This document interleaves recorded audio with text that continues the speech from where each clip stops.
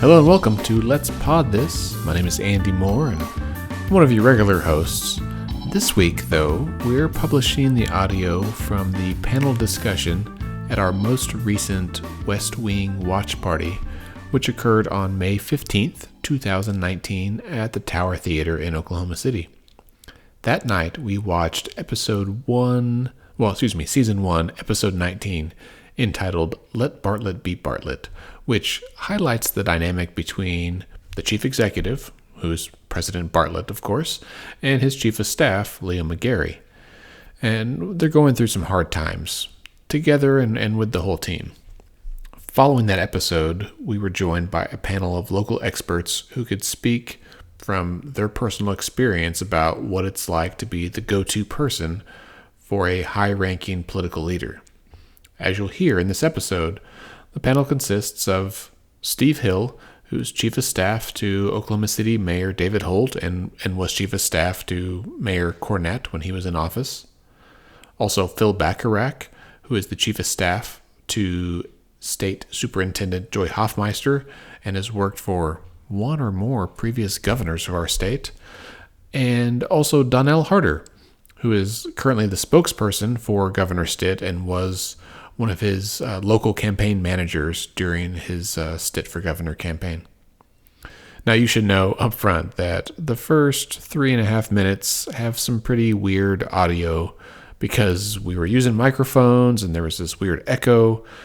I tried to edit it out, but you just can't. So just hang tight for the first 3.5 minutes, and then you'll be rewarded with what I think is a very interesting and insightful conversation from some of Oklahoma's political insiders. By the way, if you're interested, our next West Wing watch party will be on Monday, August 19th, and we're going to watch an episode about the Supreme Court. It's called The Supremes, and our guests will be the Oklahoma Solicitor General, Mithin Maganzani, who his job is to represent the state before the state Supreme Court. And also one of his colleagues who was instrumental in kind of shepherding Justice Gorsuch through the Senate confirmation process at the federal level. So something beyond our state borders, but certainly very important. As we publish this, we are awaiting a ruling on the Carpenter v. Murphy case, which has huge implications for our state here in Oklahoma. You've probably heard Scott and I talk about it in previous episodes. So we feel like this will be very timely and very interesting. So again, that's August 19th. You can find details about that on our website, letsfixthisok.org. Go to the calendar or the events page. And then our Facebook page, facebook.com/letsfixthisok/events. If you want to go straight there, that's handy. It'll be hosted at the Tower Theater as well. It's free, totally free.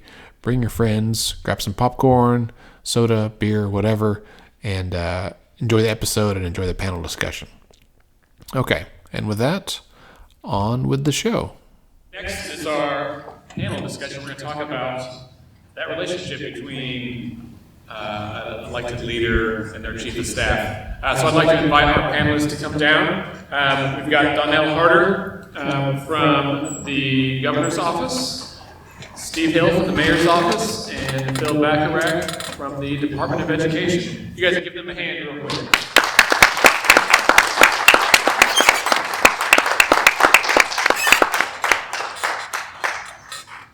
Man, so I said earlier, this is one of my favorite episodes. Every time at the end, I got chills, and I'm ready to say it, geez, I serve as the pledge of the president, which I think is a terrible thing, but I get what they're saying. But then the scene between Leo and President Bartlet gets me because they really say what they mean, and I feel like that is increasingly rare in this world. Let's start there. And these questions are really for all three of you, but Steve, I'm going to start with you on this one. Having worked for a couple of mayors, surely at some point you've had conversations with a mayor where you maybe didn't see eye to eye, you had to challenge each other.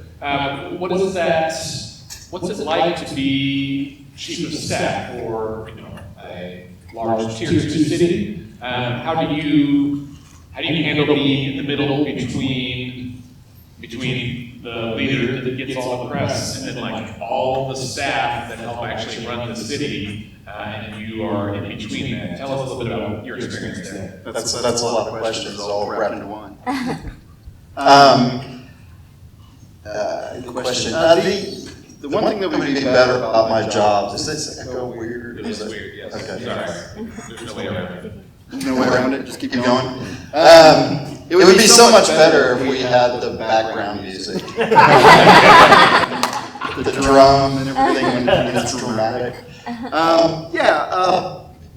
What you want to do in this position is align yourself with someone who you're mostly in line with, I think.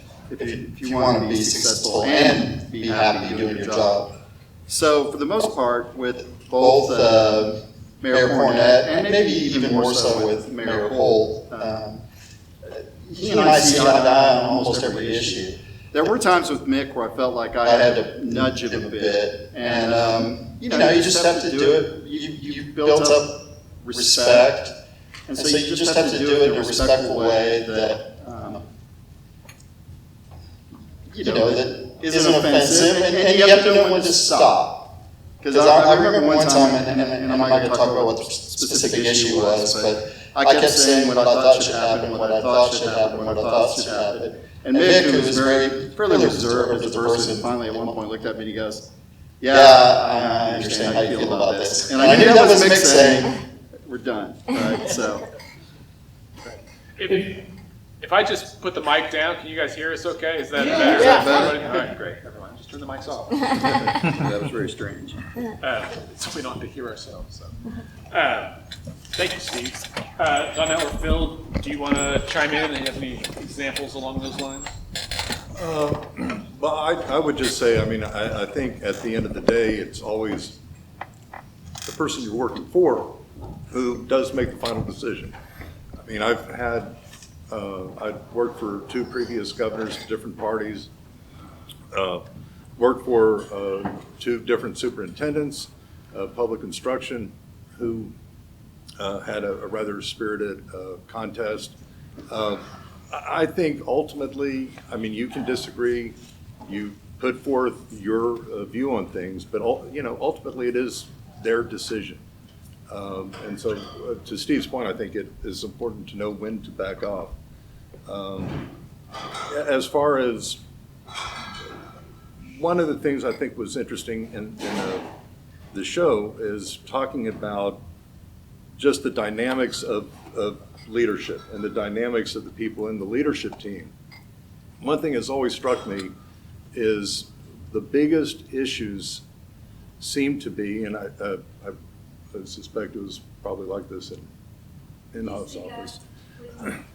Okay, I would just say that one of the biggest issues as far as problems in leadership is always about access. It's always about, or not always about, but ultimately about who has access to that chief executive. And so I think part of what chief of staff has to do is to ensure that everybody in leadership is able to get access, is able to make sure that he or she is being heard. So, sure. Donelle, I'm going to go to you with the next question. Sure. So there's the scene where Josh is meeting with the guys, the legislative leaders or their guys, and one of the guys says, "Josh, we can't keep having this meeting every time the president wakes up and decides to make the world better," which always hits me like a bit of a gut punch, because it's like a demoralizing thing, and I want to believe that I'm the kind of guy that wakes up every morning and wants to make the world better, and I think most of us want to believe that our elected leaders are those kinds of people too. And it strikes me that I don't know Governor Stitt besides the media, but I feel like he and Mayor Holt and probably Superintendent Hofmeister are the people that like wake up and they're texting you at 6 a.m. like, "I got an idea for today," and then you have to figure out how to handle that, how to make that work. So Donelle, is, to the extent you can speak to it, is that the kind of is that who Governor Stitt is, and how do you handle that? Sure. Governor Stitt's very high energy to the point where I don't know if many people noticed, but we I'm one of the only individuals that came off the campaign, and there's a reason for that, because we worked our tails off. I mean, we started with no name ID. A lot of people talk about the money that the governor put in himself to the race. But the reality is no one got out into the public more than Governor Stitt did, and he worked around the clock, and it burned out everyone on the campaign. And I thought, it's going to be fine. We're in office. Things will slow down, and it hasn't. I think one of my biggest fears, actually, with Governor Stitt is what we'll do with him after this session ends, because we're in the height of negotiations and everything going on in the legislature, and he's bored. So huge problem. We're working around the clock, and he wants to work harder. So, and I think going back to the first question too, if I can speak towards these chief of staffs, I've never been in the chief of staff role. I've been in an advisory role. But I think one thing I've really noticed about qualified chief of staffs is something that Phil kind of mentioned in regards to access, is that chief of staffs have a very critical role on how to say no when it's important to say no, but also be the networker within the office, how to keep people together. Even when you have differing opinions, whether it's at the staff level or at the public level, that they know how to continue to listen, how to hold people together, how to keep voices coming into the office, and to ensure that the members isn't isolated. I think we've seen an exceptional job, and both in the mayor's office when we had McCornett there, and the Department of Education, they ensured that their member was never isolated, that a lot of voices were still coming in, even when they had to make the hard decisions, and that comes down to the chief of staff. If you ever see a public figure that becomes very isolated in their opinions, normally that's coming into how the staff dynamics are playing out. But when you feel heard, even in disagreements, that's because of the tone the chief of staff is largely setting. And I think we've had really exceptional chief of staffs that are standing here who've done a good job of making sure that even in disagreements, even when the hard decisions are made, that they're keeping people together and keeping voices coming into the offices in the disagreements. And then just to cap off the high energy, Stitt's very high energy. I think we're better off for that. I'm clearly biased. But you just wake up and you keep going. I mean, he calls at 6:30 in the morning needing something, or 10 o'clock at the night, and having a grand idea, and you log it. And we keep long lists of all these things that he's thinking about and the ideas that he wants done, and we work around the clock. I think one thing people don't know about the governor is we have 14 staff members in the governor's office right now. When Mary Fallon came into office, she had 34. So we're operating at more than half the staff size. But I am also biased in saying this, but it may be double the energy level. And it's good that is being carried by the governor versus the staff, the energy level. I feel tired just hearing all that. Well, and it strikes me that, and this is kind of going to part B of my question, that having come off of a governor's term at the end of 2 terms, right? So the end of 8 years, when she was arguably like the most exhausted, right? I know I would be. And so then to get someone brand new who's a high energy person anyway, it's a big personality shift. And I think the state feels that, like, Governor Fallon wasn't doing American Ninja Warrior. I mean, that, for lots of reasons, but like that was, or running the marathon and those kinds of things, which is just a different pace. And I think even for the public, it's interesting just to be like, well, how do we handle this now? And so wanting to hear what it's like on the inside of like, how are you handling that? So the flip side is certainly at some point, they referenced this early in the episode that Bartlet woke up feeling very energized and positive, and they said, how long do you think that will last? Invariably it doesn't, right? Something happens in the day that changes the direction of the day dramatically, and the tone of that person. Phil and Steve, could either of you speak to an experience about that? Well, today was one. Yeah, I mean, I think to some extent, and maybe the experience is different depending on the office, but very much each day is about crisis management, really. Today, for instance, there was a budget agreement reached, a lot of moving parts in that, and it was very much lots of an emotional roller coaster, to say the least. But so much of it is about being able to shift and not just realize that no day is going to end up like you anticipated.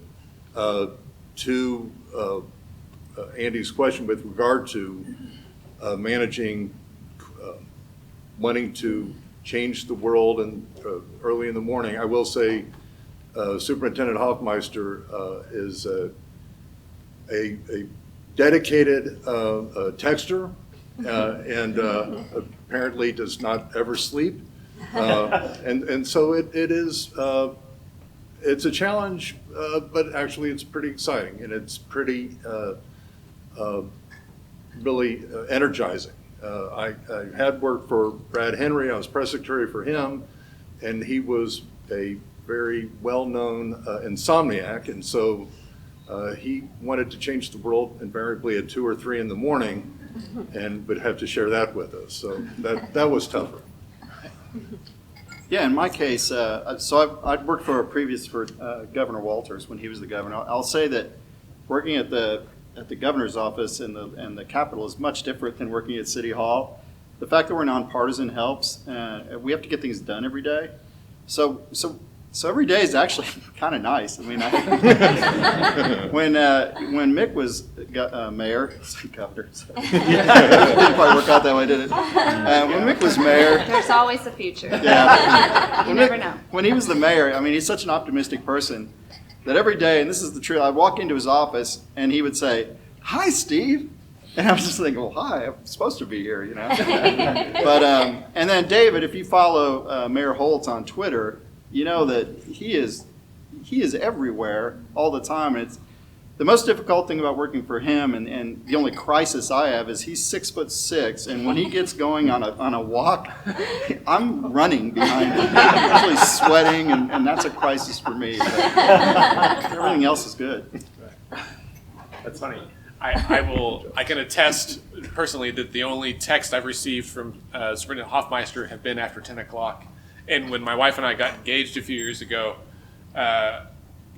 then Senator Holt texted a congrats, like as I was getting in bed, and I was like, Senator Holt says congrats. It was like a day late. But you know, also looking at his feed, I'm like, oh well, he went to 7 events in the last 2 hours. So on a lighter note, at the beginning, Mrs. Landingham is very concerned about President Bartlet's diet, specifically. Her line, I wish I'd written it down, about his relationship with like vegetables is critical to the United States or something. All of the writing in the West Wing just is excellent, right? Hats off to Aaron Sorkin. We'd love to have him on the show. By any chance, have any of you ever had to have a conversation with an elected leader about their diet? Well, I have. After the mayor, Y'all lost a lot of weight. After the mayor put everyone in the city on a diet, we had many diet discussions. The one thing that came of that is like I could not go to any kind of sit-down dinner or lunch with the mayor and dare to touch my dessert. Someone would say, "Well, the mayor's not going to like you doing that." So, David Holt eats like a 12-year-old. He will put together combinations of food that you have not ever seen put together before, and then he eats them and eats them and eats them, and I assume that's how he's able to do what he does all day long. We occasionally have to remind superintendent to eat, period. Anytime we have a luncheon speaking engagement, invariably she doesn't touch it.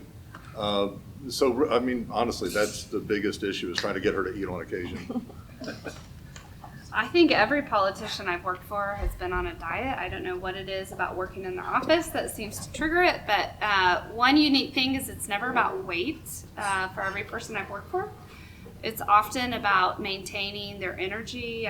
I spent almost 10 years in DC, and when you're up in DC, you're working around the clock, and so often it's a lot of energy related. One person I consulted with, who I don't put in my LinkedIn bio, while I was consulting with them, they decided to do Whole30. And to my surprise, thinking it's a high protein diet, it'd be fine. When they went on Whole30, their media interviews tanked.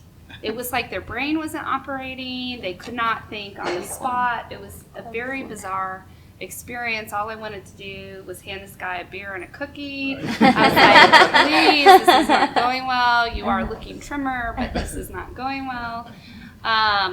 So then when I worked for Governor Stitt on the campaign, at one point he decided to do Whole30 as well, and I got so nervous because here's my past experience where the public figure started to go backwards when they didn't get their sugar in their diet. And we were out doing our western part of the tour, so we're in 3-hour drives between cities and not eating anything of much substance.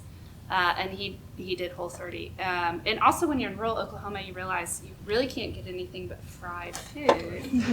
So it was very hard to find food. But he handled it very well. I was so grateful. I started having PTSD in the moment, and he pulled it off masterfully. So we took a lot of pictures for the campaign during that time and continue to recycle those. Yeah.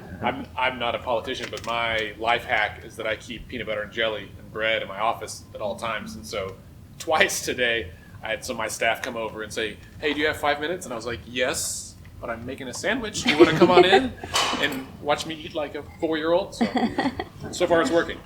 Not dead yet. All right, so this episode shows the Bartlet team trying to address really big issues, right? Things that, oddly enough, we're still struggling with in America to some degree. Things like campaign finance reform, gays in the military, issues that they say are very important, but part of the thesis of the episode is that what they say and what they do are two different things, right? They're like, we care about this.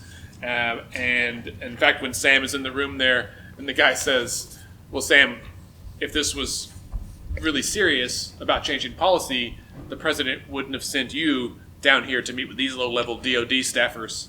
And he says, "Is this meeting anything more than a waste of time?" That is another gut punch, because I'm sure all of us have been in a meeting at some point that was just a waste of time. And I'm sure that's the case for you all. In your opinion, this can be your personal opinion, certainly, working in government, do you think to a degree that is just the way things are? Is that good or bad? Is there another way? Does it have to be that way? We'll start with Phil this time. My own view on it, honestly, is I don't know that, there have been plenty of meetings that I hated being in, but I'm not sure that any are a waste of time. The part of politics and part of governance, I think, is about making yourself available to all your constituencies and to hear from different points of view. And there are plenty of times that we've had discussions that we knew were not going to go anywhere. When I worked for Governor Keating, we kind of specialized in that. And that's a joke. But a case in point, recently there was a charter school in Tulsa that had a lot of problems, and for a number of reasons, we had to close the school. The State Board of Education voted to close the school, and even afterward, members of the school, students and parents, were coming to the board, and they were signing up for public speaking beforehand, but you only get 3 minutes, and they wanted to talk to Superintendent Hofmeister at the end of the meeting. This is about 2 months after the school has already been marked for closure. There is nothing that is going to emerge from that meeting. But superintendent felt that it was like you have to talk to them. They are going through a grieving process, and it was important to hear from them. It was important to let them talk about what their school means to them. We knew the meeting, what was going to happen was already done, but you have to let people talk And you have to show people the courtesy and respect of hearing from them. So I don't know that I mean, crappy meetings, definitely, but worthless meetings, I don't think so. Steve? I'd agree with Phil. We don't have any meetings that are a waste of time. We have a meeting coming up that's with some citizens that have an issue on the northeast side of town, and their issue is really not resolvable. And we know that going in, and today, in fact, I had to tell Mayor Holt, I said, there is no real solution to this. And he said, I know, but we need, what Phil said, we need to let them come in and we need to hear them.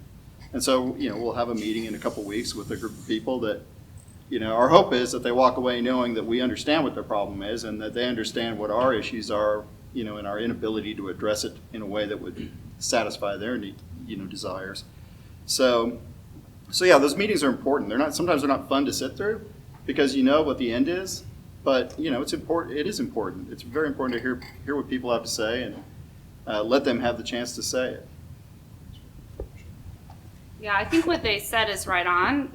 In summary, it's to listen. So I'll give you the non-PC answer, which is politics and policymaking is remarkably inefficient.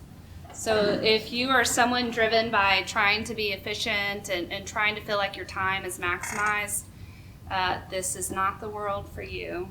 And in the age of modernization, clearly we have more data to drive our decision making, which is a good thing. At the same time, data can often miss the human element. And I think it's equally important that we don't miss the human side of things, that we continue to listen. I think particularly in regards to this episode, more importantly, for people who are voters and who are constituents, it's important to know that those lower level DOD staffers actually could carry more weight than you realize. I think there's many times in our offices where we've experienced that the staff assistant answering the phone, that the elected officials listening to what that staff assistant's saying. And you might think that the most important person for you to influence is the politician, when in reality it might be the policy staffer that is making maybe $35,000. I think it's never a good idea, even within our side of things or the constituent side of things, to underestimate how staffers who appear to be on the lower end of things are really shaping policy making. So, I mean, what I hear you all saying is that relationships matter, right? Whether it's between elected officials, between policymakers or staffers at any level, or between the public and whomever the government that they might be connected with. So I will share a personal story. This is a big thing for me. Relationships are a big thing. My background's in mental health. Like, I'm a licensed therapist, so I did marital counseling for a long time, and dabbling in politics, it's just marital counseling with more people. And maybe less desire to reconcile. And so, Donelle, what you said about the lower level people, at the state capitol, every legislator has an executive assistant or a legislative assistant there, and they are the gatekeepers, right? Just like Mrs. Landingham is certainly the one that runs the stuff up there with the president. And several years ago, when Let's Fix This first started, I lived in Senate District 40, which at the time was Irvin Yin's district. He was the senator there. And so I didn't know him from anybody. I just met him, and we'd met a couple of times, and I introduced myself, like, I'm Andy Moore, I live in your district. He's like, okay, great. But at some point, he at least recognized me that it was like someone he's met before. He didn't know my name. And I was asking him to be on a panel, actually, for Social Work Day at the Capitol. So I ran into him at some luncheon, and he said, that sounds great. Call my assistant and tell her she's the one that keeps my calendar. I said, okay, no problem.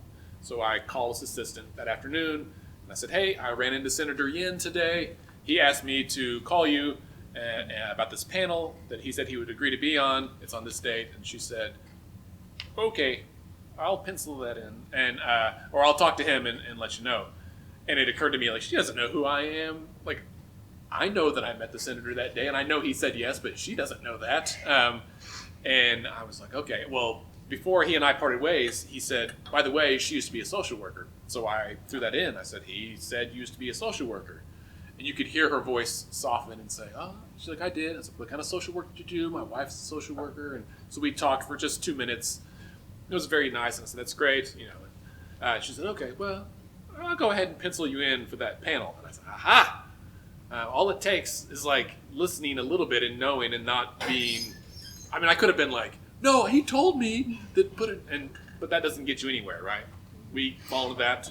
When you call Cox about your cable, you yell at that person on the phone, they don't have the power to fix it for you. You're just taking it out on them. That could be your son or daughter. It's not fair. Go up the ladder, yell at them. I don't know. Or be nice to everybody, and you'll probably get farther in the end, right? So I think for this episode, kind of the primary theme for most of it is they're losing, right? That they're lost. Donna says, why is everyone walking around like they already know they've lost? There's lots of kind of comments about that. Toby yells that he is not bothered by the ones they lose. It's about the ones they don't suit up for. I saw you nodding at that. I love that line. So here in Oklahoma, whether it's budget negotiations or street lights that are out, and a lack of bike lanes, how do you, there are tough days, right? How do you keep going when you face those tough days? Gin, I guess. Gin, is that what you said? Yeah. The card game. Yes, it's very relaxing. Gosh, I for me personally, I think it's just because it's really important work. It is. There are moments when everything else that is miserable and frustrating makes it worth it. For me, it's advantageous because a lot of it happens when we're visiting schools and seeing what's happening in schools. There's no better job in the world than public service. I'm convinced of that. And really, I think for me, that's just it. Donelle, what about you? I loved the line. I wrote it down when he delivered it. I've actually watched this episode a few times, and I don't know if you've ever listened to the West Wing podcast. Let's do it again today to Right? freshen up. Yeah. The podcast on this episode is really good because they do a reflection of where our nation has come really in the past decade and how the writers of this podcast never imagined where we'd be today on some of these issues. But when they delivered that line, I rethought through the question you had sent us, and the two words I kind of came up with were conviction and commitment. And campaigns often help develop the convictions that you're guided by, and winning solidifies the commitment. So the best way that I could summarize our experience in the Stitt administration, which is the campaign that I've worked on that y'all would be most familiar with, is the commitment by winning that we made was to be a top 10 state. So when the trains derail and things are going rough, we have to recommit ourselves to what it is that people told us to do. And how do you make the decisions to get to that commitment? Well, it's the convictions that began to be established by the constituency that were engaged in the campaign process. And the constituency being engaged should refine those convictions for you. And those convictions that really developed for us were about helping to prioritize our teachers and helping to ensure fiscal stability for the state. As Republicans, we could have gone in this year and gotten a Republican win and repealed taxes. But due to the constituency that was engaged, they defined our convictions for us. So when the things got hard in budget negotiations and when we kind of went through some bumps in the road that the public saw visibly, we had to go back to the convictions that the people established for us, which was fiscal stability. It wasn't about wins in the tax code, for the party per se. And so that's kind of when you ask that question of kind of how do you deal with the hard times? As an elected official, I think you really have to go back to those convictions that people have given you What's guiding you to help follow through on your commitment? Steve? Yeah, but, everything we deal with to a degree is difficult. And you know that going in. I mean, you don't take this job not knowing that. But, there's an end in sight to all these things, and all these issues are fixable, except for the one I referenced a minute ago. So, yeah, I mean, I know that it's something, we've already made progress on the light situation. Yeah. So that's headed in the correct area. And I know that we're going to have protected bike lanes throughout the city. And when those open, I'm going to be, cheering on the first riders that go through that. But those aren't the only two issues we face. I mean, it's, for every person that believes that the lights are the most pressing issue, I can find 20 people that think that it's something else. And they're all right at the city level, And the benefit that we have is that we're probably the closest. We say this a lot, and it sounds trite to a degree, but we're the closest to the people when it comes to government. And so we don't listen to the people at our own risk and our own peril. So we're very attentive, very attuned to what people want, and then we like to work with interested parties to find solutions to these issues. And that's the reward. The reward is that we all get together and we figure something out together, and we build it together, and it opens, and people enjoy it. I mean, and I don't know what could be more rewarding than that. One last question. This is an easy one, but I didn't write it down. Question I try to ask anyone that we interview: why is it important for the public to be engaged? Like, why is it important for everyone to be civically engaged? We'll go this way. So we'll start with Donelle. Great. I think, I think it's very important for people to understand that their elected officials are listening more than they might realize. A big priority in our administration, when I worked in the U.S. Senate, for one of Oklahoma's senators, we used a software called Internet Quorum, IQ is the short term. Staff assistants at all levels, no matter if it was mail coming in through the post office, email, or phone calls, were required to log everything that's coming in. And we actually use that data as a way to guide us, because it was, in a U.S. Senate office, you're talking about a couple thousand engagements a week from your constituency on issues. We would track zip codes, everything, so that we really understood where things were heating up across the state, and that had never been done in the governor's office before. So we took this software that's at the federal level, and we're implementing it for the first time in the governor's office. So that we can truly track what people are saying. And I think the first time I realized that an average person doesn't know that this could be going on in their politician's office is I was talking to my sister-in-law, who was a big supporter of our past president, the last administration, and she aired her grievances with me for working for Jim and Hoff. And I told her, I said, well, you're in Florida. You need to write into your senator. And she goes, they don't hear me. They don't know. And I was like, actually, I know your senator very well, and I know he reads the mail. And she goes, are you serious? And I said, call. I promise you'll get a response. And she did, and she got a response. And I think it's very important to know, at least in this administration, I know with the people up here, that they're really listening, even if you don't get a response. It's very important for you to put in the phone call, for you to write the letter, even if it's handwritten, and for you to put in the email, because I believe even at the municipal level here in Oklahoma, it's actually being listened to, especially when you tell a story and you make it very personal, and it's not the form letter that often gets kicked around. So yeah, decisions aren't made in a vacuum. I mean, obviously, you hear from voters, you hear from people. And I would say, honestly, what's happened for education over the last 2 years, at least, with more than $600 million in new money, with a teacher shortage that had long been ignored,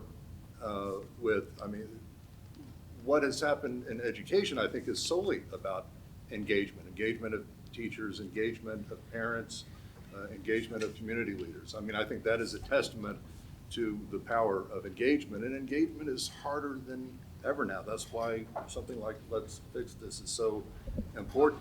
because I'm a former journalist, and just seeing what's happening in journalism and the death of newspapers and the death of the slow demise of journalism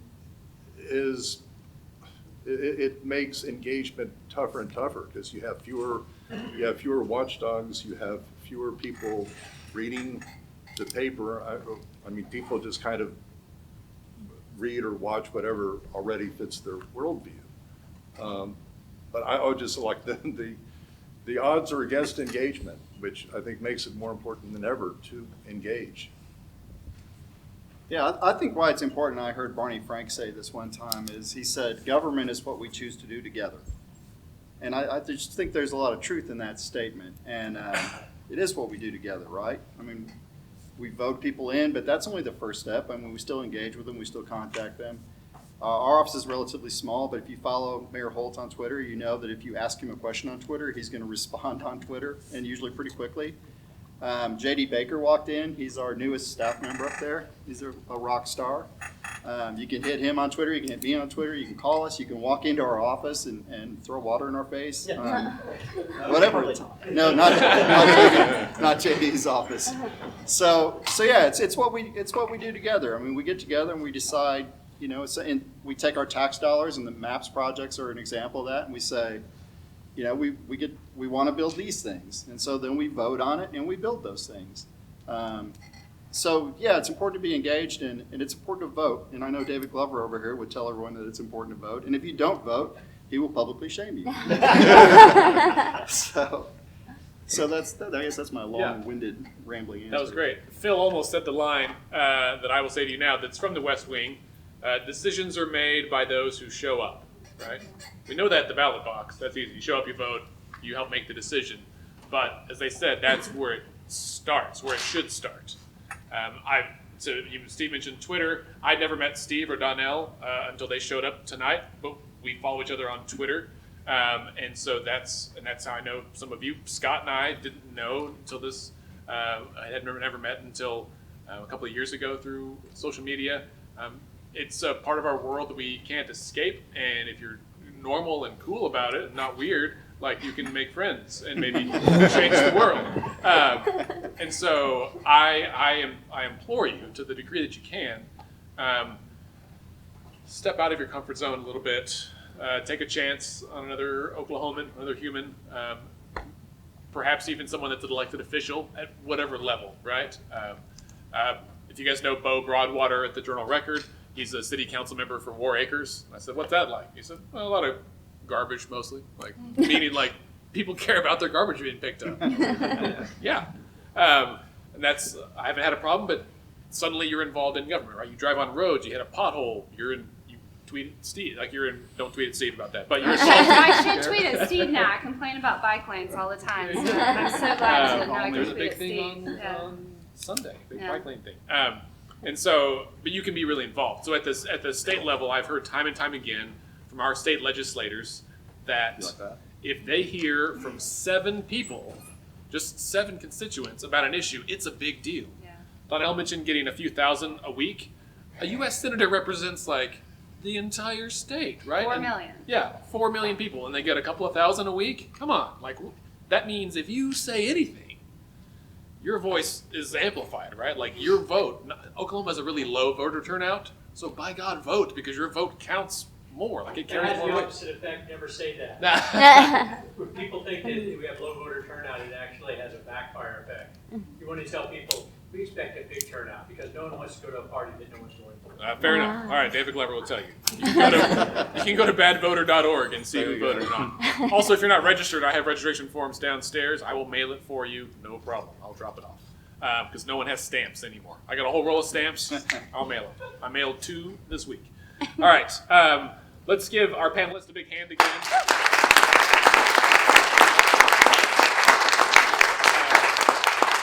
Thank you all for being here. We will do another West Wing watch party on August 28th. We're doing one a quarter this year. Our next one's on August 28th. We're going to watch the episode The Supremes, which is about the Supreme Court. Oklahoma Solicitor General Monsinghani. Today's his birthday. He's not here because it's his birthday. It's why we didn't do that one today. But he will be here. I'm going to try to get one of our Oklahoma State Supreme Court justices to come as well to talk about what that looks like on the state level and how that's different. We've got 2 vacancies right now. We do have 2 vacancies. It's a big thing on It the is a big state deal. side. Yeah. So we'll do that August 28th. It's on our website. You can find it there. We'll do another one the week before Thanksgiving. Not political. We're going to watch a Thanksgiving Day episode, The Indians in the Lobby, and we're going to have several chefs here to give you tips on how to cook a great Thanksgiving dinner. So we feel like that's a public service. We can call the Butterball Hotline. That's right. That's exactly right. So thank you all for coming. Have a lovely night.